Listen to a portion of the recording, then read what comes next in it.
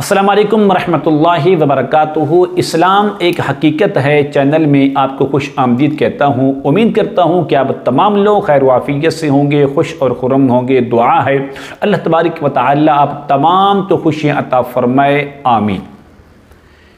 काले जादू की काट का एक मुजर्रब और आजमूदा अमल लेकर हाजिर खिदमत हूँ। अगर किसी शख्स पर काले जादू के असरात करवाए गए हों और उसके असरात ज़ैल नहीं हो रहे, इलाज भी कोई काम नहीं आ रहा, तो उसका बेहतरीन इलाज हाजिर खिदमत है।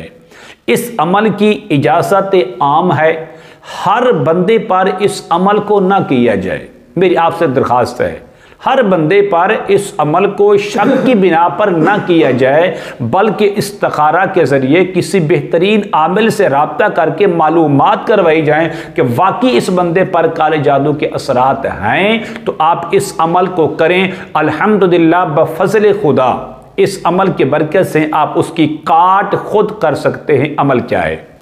अमल बताने से पहले अगर आपने अभी तक मेरे चैनल को सब्सक्राइब नहीं किया तो ज़रूर कर लें, ताकि मेरी आने वाली हर वीडियो आपको बआसानी मिलती रहे। अमल ये है, जब आप चांद का पहला हफ्ता, नए चांद के पहली एतवार को ये आपने अमल करना है। तुलुए आफताब के बाद, मसलन जुमेरात को चांद नजर आया, जुम्मे को चांद नजर आया, या हफ्ते की रात को चांद नजर आया, तो एतवार आएगी।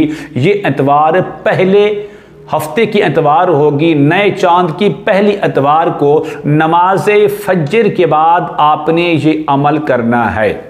वो अमल आपने किस तरह करना है?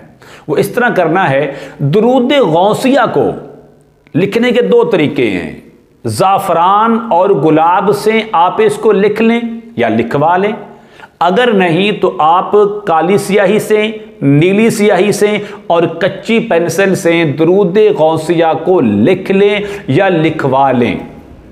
अब दुरूद गौसिया कौन सा है, मैं आपको अर्ज कर देता हूं। अल्लाहुम्मा सल्ली अला सय्यिदिना व मौलाना मुहम्मदिन मादिनिल जूदि वल करमी व आलिही व बारिक व सल्लिम। ये दुरूद गौसिया है।